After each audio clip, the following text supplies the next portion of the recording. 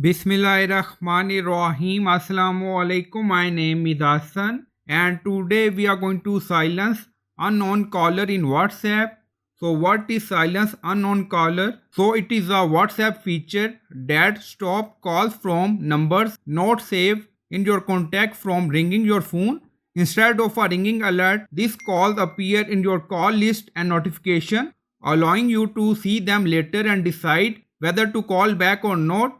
So this helps user control unwanted spam and spam calls without having to block every unknown number individually.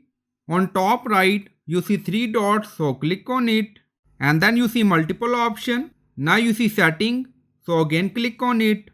So we are in setting option, and then you see privacy, so click on it.